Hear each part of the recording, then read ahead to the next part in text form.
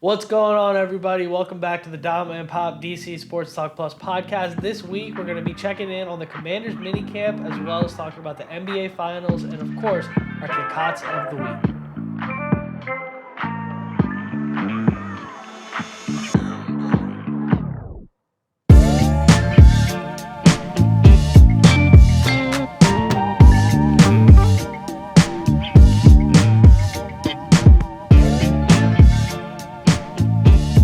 What's going on, Pop? How you doing?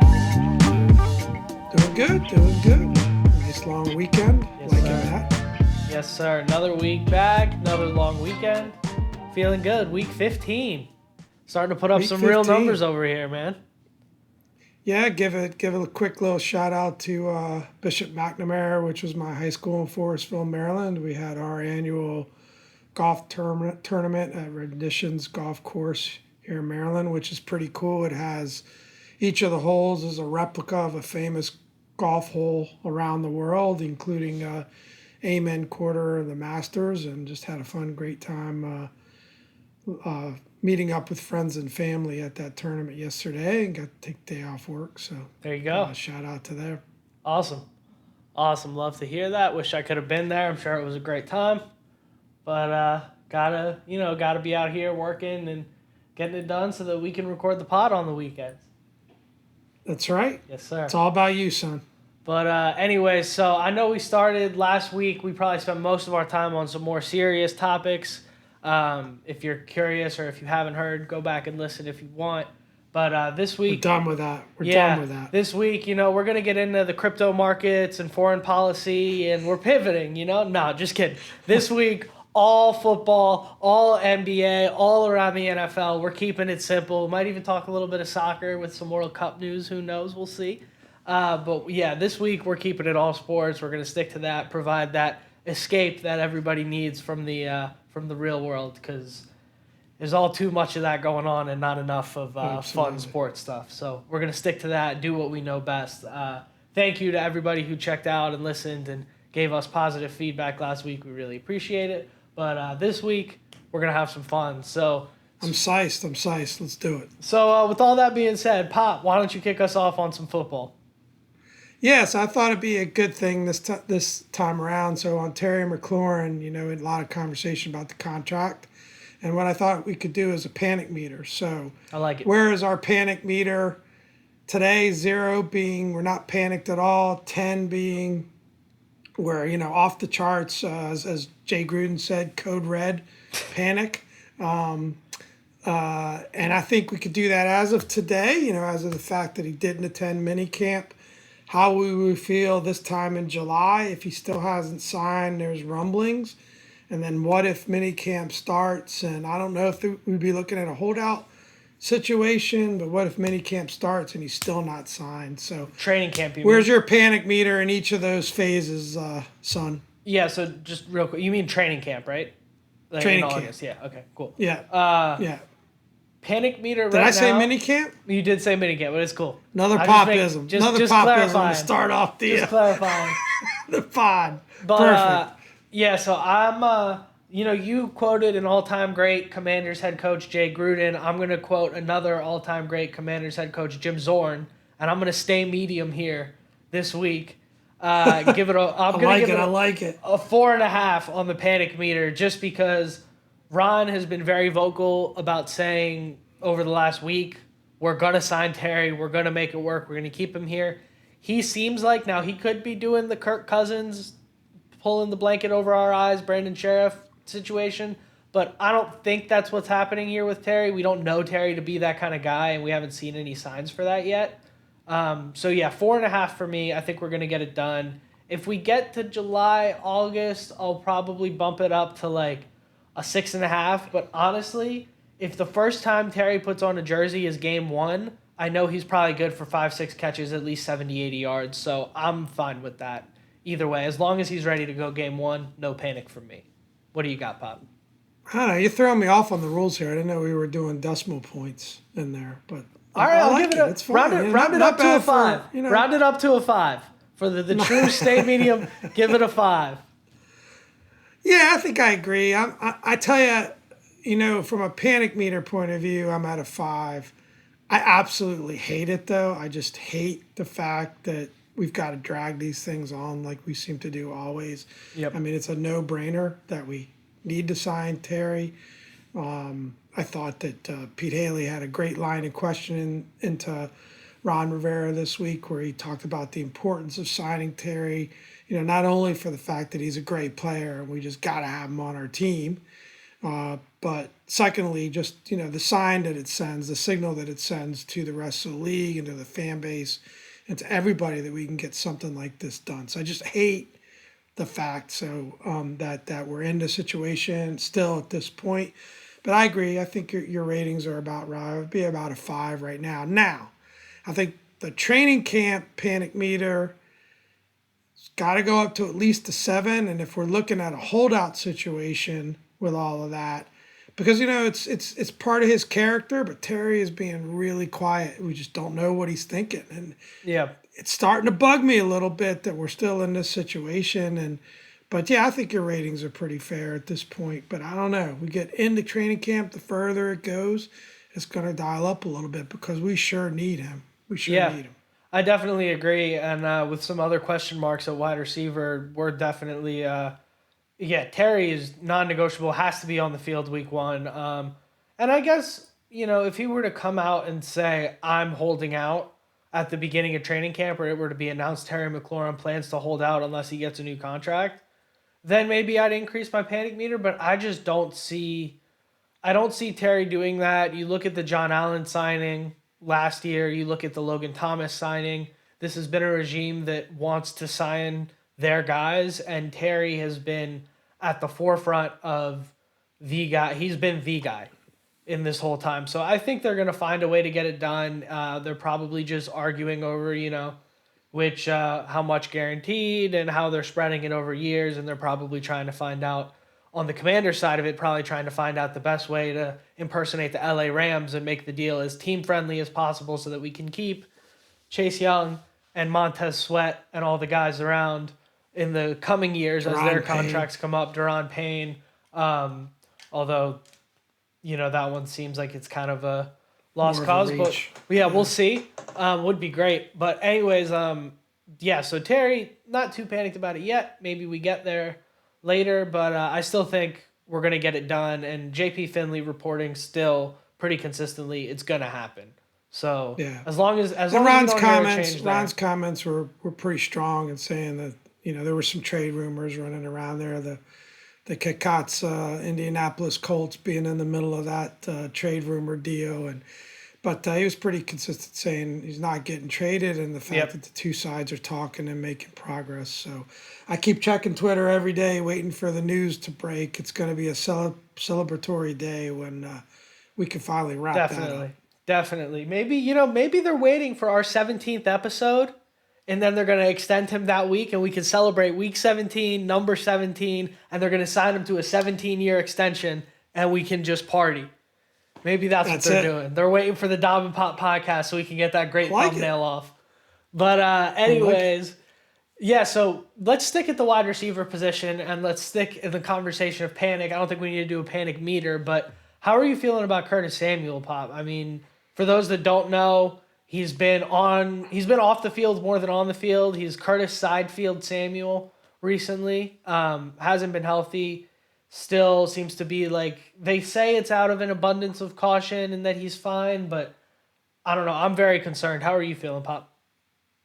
Well, so I mean, yeah, it's shout out to Pete Haley again, but the Ashburn Cycling Club, you see him on the side. It's concerning with regards to Curtis Samuel, just because he did seem to be practicing every day in OTAs. He seemed to be on the field. He spoke, said he was better, he was confident, he had bursts, and all of a sudden, we start to see, okay, he's got one day off, a second day off. He only practiced one of the 3 mini camp days, and on that particular day, Ron talked about possibly holding him out because we had a wet field. I mean, what the heck, right? So it doesn't feel right. I'll say this from my perspective, and it puts even more emphasis on the Terry deal. I'm not counting on Curtis Samuel. Yeah. So my panic meter's not really high because I'm not counting on him. If he plays and he even comes close to what we think he could be, that's just a big bonus. But this offense has plenty of weapons without Curtis. Again, assuming Terry is there, we got Jahad Dotson. We got the three running backs. When we talk about receiving, I think McKissick is as dangerous as anybody out there. Tight end position seems to be shaping up. So Yeah. I'm not panicked at all. I'm disappointed, but it's just frustrating that this situation's not taken care of and we're still having rest days. Now, it's possible, certainly doesn't feel this way reading between the lines, that the Commanders are being smart. They're just being smart. They're saying there's really no point to him practicing now. We need him for the season. He is coming off an injury. Let's just give him these rest days. But it's just weird how there were no rest days for a couple of weeks, and then boom, all of a sudden, Yeah. the rest days are stacking up. It does feel like there's something going on there. I mean, if you want to be optimistic, I guess you could look at it and say, okay, they saw what they needed to see out of Curtis in those few consecutive days that he practiced, and then they said, hey, man, take it easy. Don't even work out when you're sore. Like, just chill out. Like, just make sure you're doing the minimum to stay in shape, and we'll have you ready for the season and for training camp. Maybe that's the optimistic way to look at it. The realistic way to look at it is I don't understand how practicing on back-to-back days in June, if you're in full health and where you should be in June, I don't understand how that impacts your health in September. That's a real, if there's not something still going on. So that's really concerning for me. And I think, to your point, Pop, I think it's a really good illustration of how dysfunctional this organization and front office has been, that we're like, yeah, the receiver that we signed to, what are we, $40 million? The receiver that we signed to be our 1B to Terry and our biggest offseason acquisition this time last year, that we were all thinking was going to take the offense to the next level, that has 5 catches so far. 5. One hand. Right.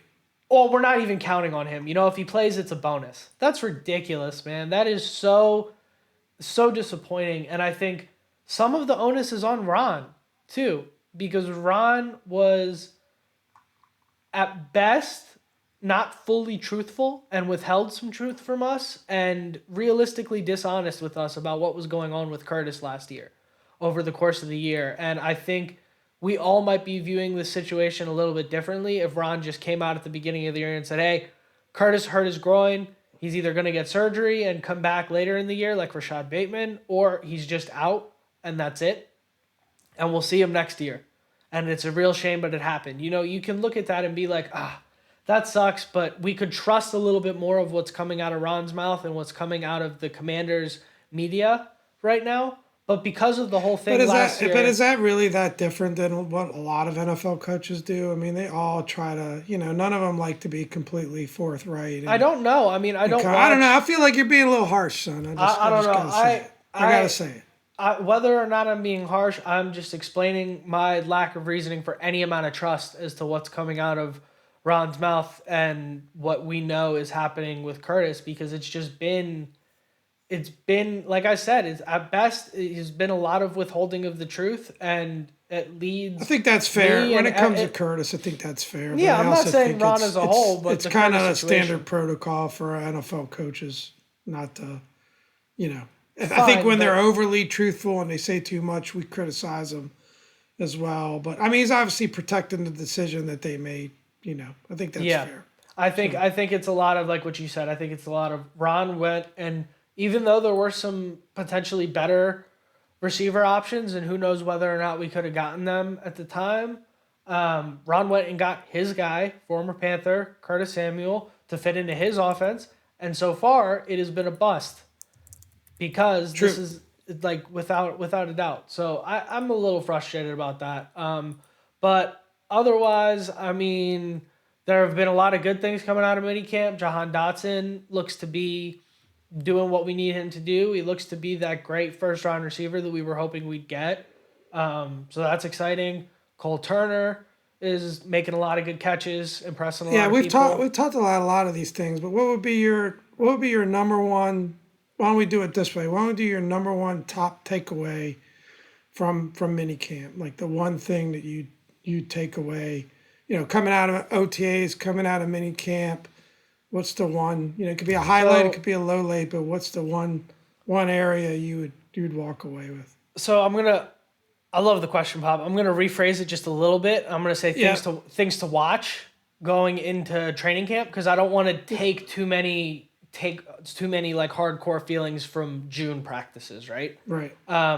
But Benjamin St. Juste is going to be the number one thing that I'm watching going into training camp because it seems like he's had a great set of OTAs. It seems like he's taking that next step as a defender and is going to be a really important piece. That 11th defender question mark is one that has to be answered. So I'm really going to be all eyes on Benjamin St. Juste come August and figuring out what's going on there because I think that is an understated and incredibly important part of what's happening.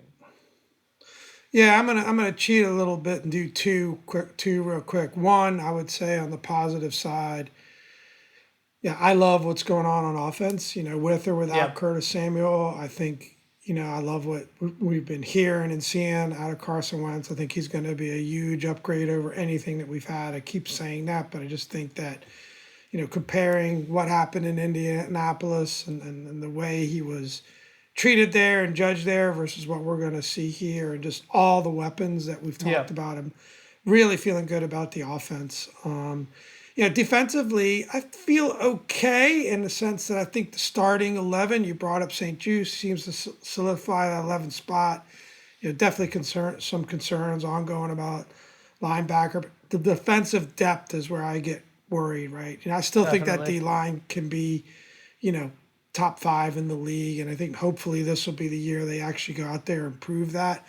But yeah, the depth on defense, we just don't have any. I mean, we don't have 3 starting linebackers, much less depth, Yeah. and we don't have a lot of depth at the corner once you get past St. Jude's. I think safety's okay. Jeremy Reeves seems to have a really good off season so far, but yeah, those would be my top takeaways. And then one last bit of news, real quick. Was that the fact that the Commanders were, and this is just breaking news here as we record the pod on Saturday afternoon, that the Commanders are fined $100K Yep. for overly physical practices, and they got docked 2 OTAs next year. Big deal, not big deal? How do you read that, Dominic? Whatever. I don't care. Yeah, I don't care. I'll say this. I kind of like it. Yeah. I'm I going to was go a gonna little say, bitch Doc Walker on this. I kind of like it. It means they talked about the pace of practice, and Ron's always talked about he wants to practice at a fast pace. And I almost wonder, I got a little theory here where he got upset over Jeremy Reeves and the De'Ami Brown incident last week. You guys may recall it. Ron Yeah. stopped practice and it was in front of reporters. I wonder if he already got a little bit of a warning from the NFL about his practices being before too that, physical, yeah. and maybe he was putting on a little bit of a show about it, although the NFL, I guess, did quote that incident as a justification for the fine. But I'm going to go the other direction. People are going to bring this up and say, oh, it's part of an example of the organization being dysfunctional. I like it. I like that he's pushing the envelope. He's pushing the team, and yeah, you don't want to push him too far, but I'm gonna go the other direction. And one other pretty cool thing is that the Cowboys got fined as well for the same thing, but we got fined more. So Ron's obviously running more physical We're practices going harder. than the Cowboys. So one win for the Commanders there. That's where I'm going with that. I tell you what, I mean, this is going to sound funny coming from somebody who's predicted an 11-6 record for this team a few weeks ago, which I deeply regret, by the way. But anyways, we're going We'll get into that in future pods. We'll get into that in future pods. I generally try to keep pretty low expectations for this team, but I will say, no matter what, I expect that we're doing better than Mike McCarthy from a coaching Absolutely. standpoint. They have more talent in Dallas for sure, but we got to be doing better than Mike McCarthy. So I'm glad I'm we not have convinced a bigger about fine. that either. But anyways, yeah, it's a non-story to me. I'm glad they're going hard in practice. These guys are football players. Let them hit each other. I like it. Anyways, so around the NFL, there's 2 big stories. I'm going to start with the biggest one on a national scale because I think we just touch on it really quick, and then we can get to the one that's a little more local and more interesting for us. Deshaun Watson looking at extensive suspension, possibly a year, and more details continuing to come forward about this. So really sticky situation there in Cleveland. I don't think we really need to comment on that too much, but just to update the listeners if they don't already know what's going on there. Pop, do you have a quick 30-second thought on that, or? Yeah, I mean, I guess the main thought there is that, again, like you said, there's talk of a significant suspension. I'm hearing up to a year. You know, how you feeling if you're the Browns now? There's a lot of talk of whether or not Commanders should do it, shouldn't do it. I think we were pretty united in, saying that they shouldn't. But, Yeah. Now you got the whole mess with Baker Mayfield. You're likely to not have Deshaun for, if not a year, I mean, it's going to significantly impact their season. And who do they got at quarterback? Like Jacoby they still Brissett. got Case Keenum. Jacoby Brissett. Oh, okay, that's all right. He's legit. I think he's a legit NFL starter. That's all right. In that 20 to 30 range, but he's a legit NFL starter. Yeah. I like Jacoby, so that's decent. But he's not going to take you to the playoffs. I mean, it was always going to be a big risk, and maybe the Browns argue that, hey, it's worth waiting a year to get a quarterback of that caliber. Maybe they'll be right, but I wouldn't want to be in that situation, and I'm kind of glad we passed at this point. Yeah, I'm pretty happy, honestly, that we don't have him, because that's just like that's trouble. And we don't need that drama. We lead the league in drama already. So. Yeah, it's just not. And I mean, the other thing too is, like, just real quick, if he gets suspended for a year, this is going to be 2 whole years that he hasn't played football, and 2 whole years older than he is when this whole thing became appealing to maybe trade for him and get him out of Houston. And I think we underestimate how hard it is for these guys to stay in game shape, especially maybe a more mobile guy like Watson that's going to take some hits. We'll see. I'd be feeling real shaky. On a more local level, there's still probably a national headline. He's one of the best quarterbacks in the NFL. But on a more local level, Lamar Jackson reports to minicamp, wants to play, and he says he wants to stay with the Ravens long term. So big sigh of relief for all the Ravens fans. We'll see how they work that contract out, but it's looking like it's going to happen. So that's good news for all of them. What do you think, Pop?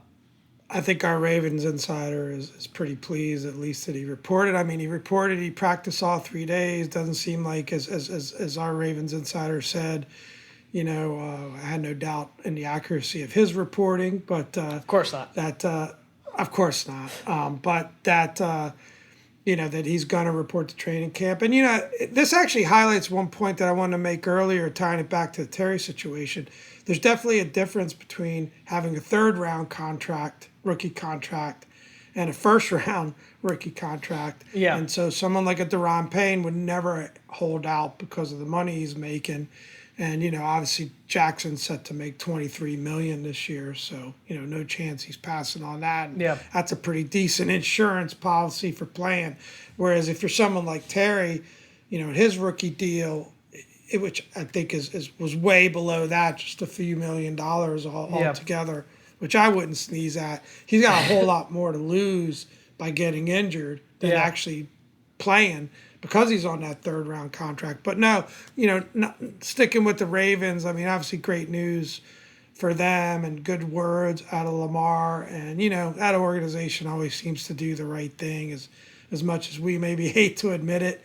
And I'm sure they're going to work it out. And, we'll see where that goes. We'll keep in touch, try to drop a little bit of Ravens news here and there. I mean, but to any of our responsibly gambling NFL listeners here, Lamar currently is sitting at plus 1,100 to win the MVP. I would smash that. I think Lamar is due for a pretty great season, especially if they get this contract done. They got more weapons. Bateman's going to be healthy. Mark Andrews showed what he had. I'm very high on a Ravens team that I was pretty low on earlier in the offseason. I've kind of come 180 degrees. I think you get a healthy year out of Lamar, a healthy year out of Dobbins. I think this Ravens team is legit. I think they're going to bounce back after what was a really tough season of injuries last year for them. Yeah, no, I don't disagree. He's a great talent. And, Yeah. The one question mark I always had with Lamar more than anything else was just his style of play. It's high risk, from an injury perspective. And, knock on wood. I mean, he's been able to stay healthy. He's on the field. He's get dinged here and there, but he's a very durable guy as well. So, yeah, good call, son. We'll see where that goes. I'm sure our Ravens insider is thrilled with that one. He's going to quote you on that one. I'm biased. He's going to be my quarterback for fantasy football next year. We get to have keepers, so he's going to be one of my keepers. It's a great one to have. I'm a little biased, but yeah, I got him in the 5th round, so I'm feeling pretty good at that value. But anyways, we'll talk more fantasy later on come August. But so what do you say we move on to our kickouts of the week, Bob? What do you think? Let's do it. Give the people what they want. So this week we had the World Cup finalized what cities they're going to be playing in the U.S., and, kickouts. Nothing in Maryland and nothing in D.C. I guess the closest for us is Philly, right? Yeah. That's kickouts is right. I mean, I think it's... Honestly, I think it's BS, honestly. Yeah. And, a lot of people are going to give it reasons. They're going to use this as an excuse to take a shot at FedEx Field, shot at the Commanders. Now, let me remind people. Yeah, maybe you can argue that the upkeep of the FedEx Field hasn't been as good as it should be. I'm not sure. I see upgrades there every year, and as much as I don't want to ever be in position to defend Dan Snyder didn't build FedEx Field, right? He inherited it. Yeah. The fact there's not a stadium in D.C. has as much to do with the D.C. government as anything else, right? I mean, this is the consequence of not having a stadium in D.C. and not using that RFK site. Washington, arguably up until, 10, 15 years ago, and I'd argue even today, we're a top 3 soccer area in the country. You look at it in terms of television ratings and everything else. I mean, this area consistently ranks as a top area in soccer.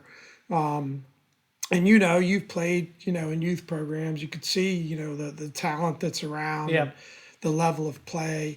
And I just think, you look at Philly, New York, Boston, all getting it.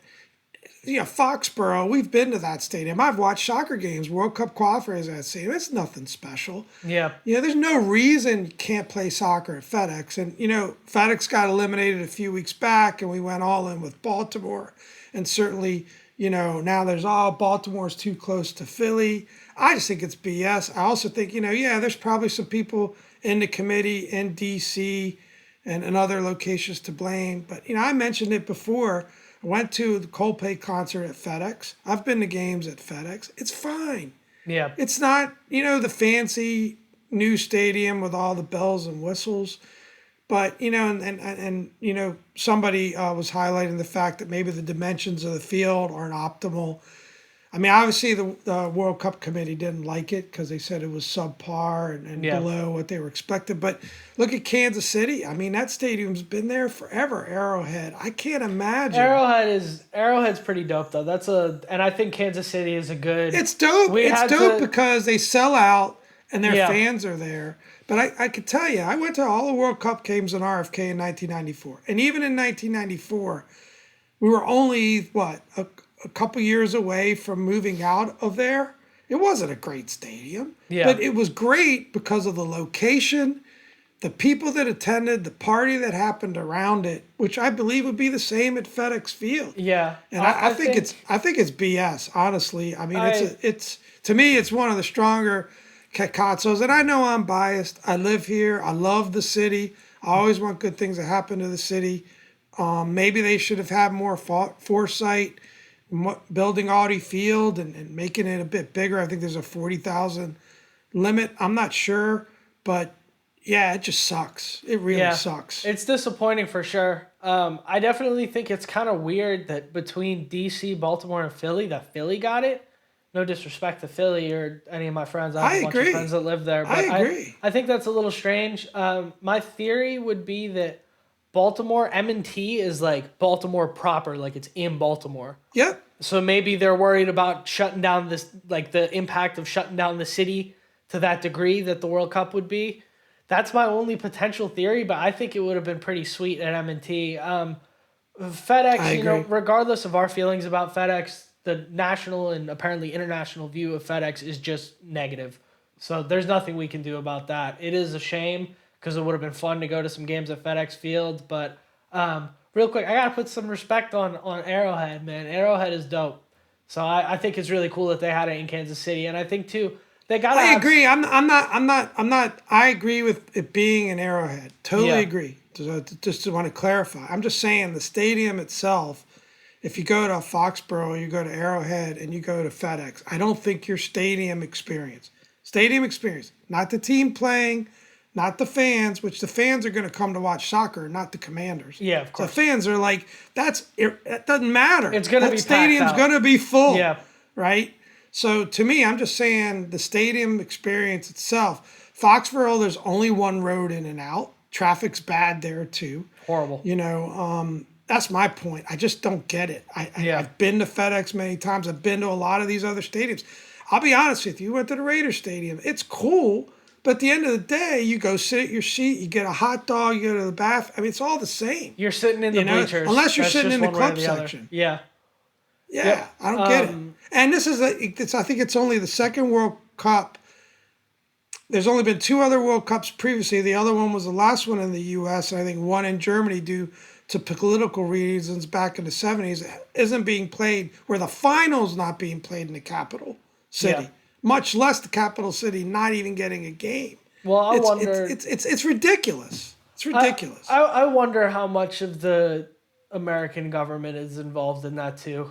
I kind of think of that as well when I think of DC. Is I think of maybe the politicians don't, because the politicians don't want us playing NFL football in DC.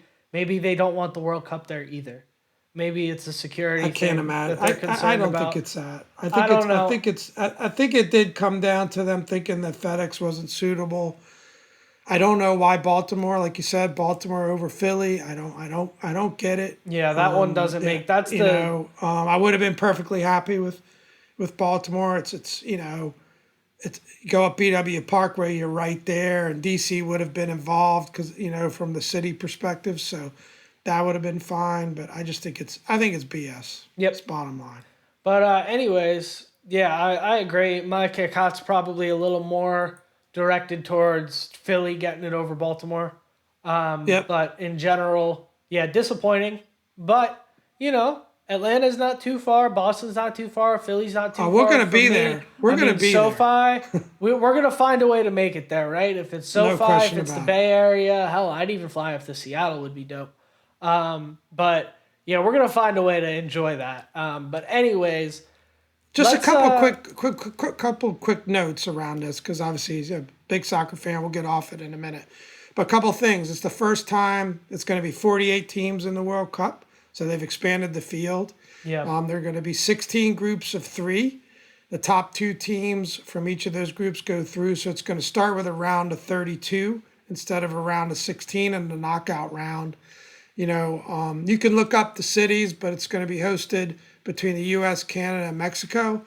And then from the round of 16 forward, all the games will be in the U.S. They haven't picked stadiums yet for, the round of 16, quarters, semis, finals.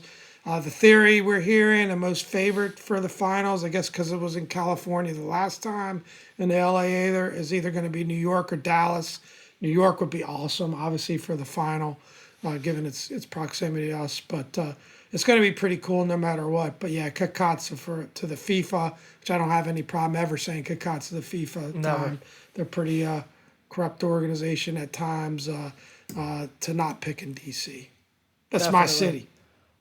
Definitely. Agreed. So I think we've covered football. We've covered our Kickouts, which got a little bit of soccer in there.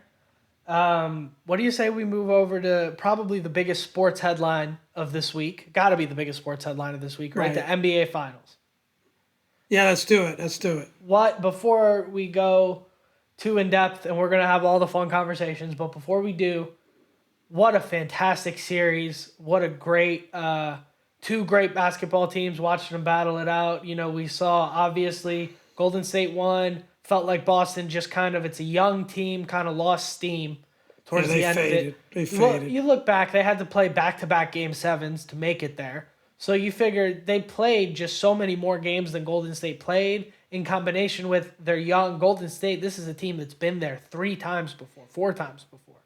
This is a really legit team with a core group of stars that are experienced, that know each other. Some cool stories about, like, I didn't know this, Steph, Clay, and Draymond, they still sit at the same table on flights, and they've been sitting at that table for 10 years. These guys are just brothers. Like, that's so cool.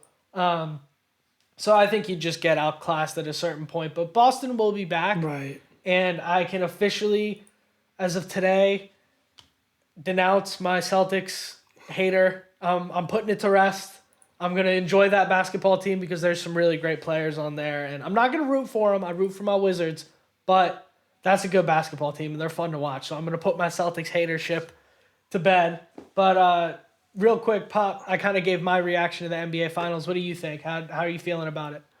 No, I think you summed it up well. I think, and it's going to lead into our next topic. I talked a little bit last week about how Steph seemed to be putting the Warriors on his back, but it is really cool that core group of, Steph, Draymond, and Clay are just real quick. I know he's a little banged up for this round of the finals, but we got to put some respect on former Finals MVP Andre Iguodala. Still there, still a part of what was going on, and was a huge part of building that dynasty. Go ahead. Sorry. I guess so. He was kind of. I guess so. He's a Finals buried MVP. on the bench, but I don't mind you interrupting my flow there, son. This is to get that point out, which was obviously deep in your heart and critical. Yes. Go ahead, just interrupt the flow. It's all good. Oh yeah. I love you, son. I know you've never interrupted my flow before. I know. Hey, back to Twitter. Let us know at DC Sports Plus times that I've gotten in Pop's way. Just give us timestamps. I'll go back. We'll review the tape before the next episode, and we'll make our adjustments. Go ahead, Pop. All right. Do you want me to? Yeah, please. Give my take now. Give your take. Right. My bad. Okay. I'm sitting back. But no, I think you summed it up well. And again, it is cool to see that threesome. I'm going to keep it to a threesome. I know you want to throw Iguodala in there. Disrespect. He wasn't a big part of this year's team, other than maybe, being another coach on the bench. But cool to see that. Definitely, I think they qualify as a dynasty. They had a couple of down years because of injuries and COVID and whatever. I think the one thing I'd say, I think they are a bit more of a team than maybe I mentioned. I do think with guys like Wiggins and who played really well, and they were getting Jordan Poole and a couple of others there. They were getting getting some contributions, some really important contributions. Yep. Yeah, I agree with you. Boston faded, but kudos to them. Nothing but respect there. Hey, Otto Porter is an NBA champion. Never thought I'd see the day. Good for him. He's even got a couple of starts there, so good. Yeah, good for Otto. We like Otto. He came into. But it leads into our next conversation. The difference between the two teams, it's obvious. Not a genius take. Steph Curry. One team had an absolute, without question, superstar. The other team had some guys that maybe are pushing to get there, but I wouldn't quite put them in that category. So I thought of a fun question for Dominic. I know this is a debate we have all the time. Who are the greats in the NBA? It's going to be a 3-parter, right? All right. Where do you put Stephen Curry in all-time great? 1, shooter. 2, point guards. And 3, just all-time great players. Where do you, Dominic, put Stephen Curry in those categories? Easy. So shooter, we can agree, number 1. That's number easy. 1. I agree. don't think we have to have a No conversation debate. about that. Point guards. He's incredible. Top 3 point guards. I'll agree with you there too. I think you can argue order, but top 3. What's your order? It's hard. My top 3 Who else is in your top 3? Magic, Steph, Chris Paul. That's my top 3. You're probably not going to agree with Chris Paul. He doesn't have a ring. Chris Paul, for me, is number 3. But the order, I'd probably put that order, to be honest. Magic, Steph, Chris Paul in that order. No, Chris Paul is not a top 3 point guard. Yeah, That's Magic's number one to me that's where by I got him. far. But I have no problem, really. You look at the combination of stuff. I love Steph, obviously, but you look at pound for pound, his size, the fact that I was actually listening to a bit of Kevin Sheehan. Shout out to Kevin Sheehan. Kevin knows basketball, and Kevin was talking about how the fact they were double teaming him at midcourt, and Boston is a great defensive team in this year's NBA. Yeah. The fact that he's got the handles. He can beat people off the dribble. He can shoot. He's got incredible range, as good as anybody. He's got a great mid-range game. He can pull up. This is a lost art. And he gets to the hole. He can get to the hole. He can facilitate. He deserves a top 3 status. I'm not with you on Chris Paul there. I'd have to think a little more about That's a different pod. who I put in there. Chris Paul's He's a different great. pod. Then all time. So we agree. Number 1 as far as a shooter. Top 3 point guard all time. We both have Magic number 1. Good. Love your history there, son. But where do you put him in just the all time greats? Where do you put him? So I've been thinking about this a lot. You gave me this question yesterday, and I've been stressing out about it. I sat in traffic for like 30 minutes on my way home from work, just going through different possibilities. But I got a little list here where I put it all together. All right. So I was able to narrow it down to a top 11. And out of that top 11, I kind of have 4 tiers. First tier is my top 3. Second tier is my top 6. Third tier is top 9. And then fourth tier is 11. And I got him in that second tier, so top 6 all time. So, but give us names. Give me some names. Jordan, LeBron, Kobe, tier 1. Those are undoubtedly GOATs. Best ever, period. Obviously, I think we both probably put Jordan number 1. LeBron and Kobe, I think, is closer than a lot of people say. I saw ESPN had Kobe like 9 all time, which I think is incredibly disrespectful. Different podcast conversation. Agree with you there. Second tier, Magic, Kareem, Steph. Tier 3, Tim Duncan, Larry Bird, Shaq. Tier 4, Bill Russell and Wilt. You're going to, if there's any of the old schoolers listening, I think you're going to ruffle some feathers there. But I think it's pretty solid. I would probably throw, Steph reminds me, and it's totally different players, and you have to stick with me here. Maybe I'm out to lunch. Reminds me a bit of a Bird in that if you look at Bird physically, right, you'd say slow, can't jump. Obviously, he's good size, 6'9", unbelievable shooter, unbelievable passer, rebounded, played. You wouldn't call him a great defender, but man, there was nobody tougher in the league than Bird. So like you look at him physically, you look at Steph and say, oh, he's pretty small and slight, but just gets the maximum of his ability. So I'd throw Bird in that second tier because I feel like there's a lot of parallels between them. That's I'd fair. struggle to put Steph ahead of those guys, but I think he deserves it. He's a top 10 player all time, in my opinion. I think he deserves that level of respect, and he's not done yet. He's not done yet. Frankly, and pound for pound, who's been better? Well, Michael's always going to be number 1. And I like your top 3. And I'll tell you this, and it's going to be controversial. You're not going to like it, but I think the mark of a great player, one of them, obviously there's that individual greatness, the ability to score, the ability to put the team on your back. He can do all those things. But also, does he make his teammates better? If I got one knock on LeBron, I'm not always convinced he makes his teammates better. I don't disagree. Yeah, and I struggle with that. I'm not going to argue where you put LeBron. I'm going to give him his respect. He's been able to put teams on his back. He's been able to will teams to victory. But does he make his teammates better? It just seems to be almost always about him. And it's easier when you're Stefan. You stick with one team your whole career. Respect for that. But I like your take there, son. It was solid, and appreciate the thought you put into that as well. The reason. What's your closing thoughts on that? Yeah, so the reason I ended up doing the tiers was because I had such a hard time putting a hard number on Steph specifically. Right. I'm pretty cool with LeBron 2, Kobe 3, Jordan 1. And then I'm pretty cool with saying that Duncan is probably around that 8 range. Was Kareem on your list at all? Kareem is in my second tier, Magic, Kareem, Steph.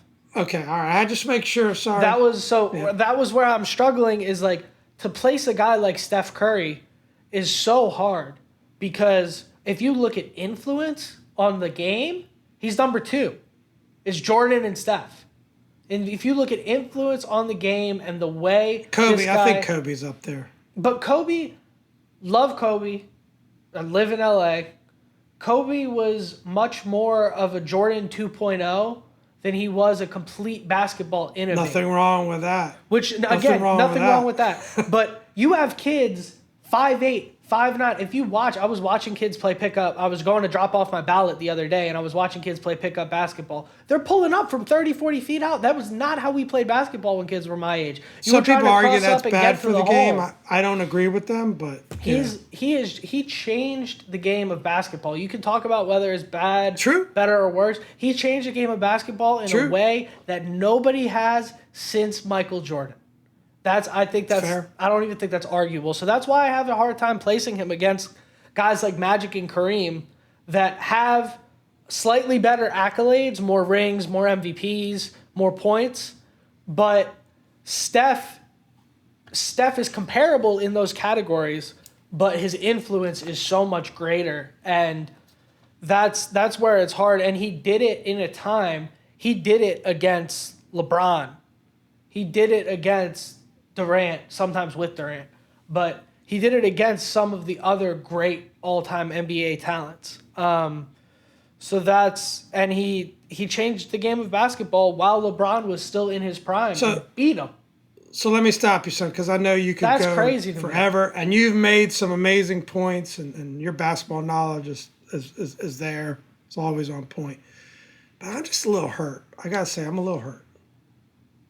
I mean, no congratulations for Pop picking the NBA champ from the beginning, for Pop absolutely destroying you in our NBA bracket pool. I'm a little bit remiss. I meant to total up the totals. I didn't get a chance to do that before the pod, but needless to say, I destroyed you. I picked the NBA champ from the very beginning of the playoffs. They go end to end. Come on, just a little congrats, a little love for Pop. Congrats, Pop. You know, you said you promised the people, you promised me and our Ravens insider that you were coming on the show, Stephen A. style, with a cigar and everything. And I see you just chilling in your DC United polo. I wasn't thinking about it.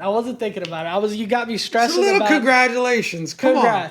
Congrats, Pop. Congrats. And you know what, too? Give you credit. I was fully ready for you to come on here and be like, I don't know if Steph's top 10 all time. I was expecting you to have a little bit more of an old school take, and to you turn around and not really argue. I know you're a big Larry Bird guy. I know he's one of your favorite players ever, so it totally makes sense that you want to bump him up. But for the fact that you and I are in agreement, I got to give you a little more credit there too for being able to keep an objective perspective on the way the new guys are playing basketball. That's pretty tight.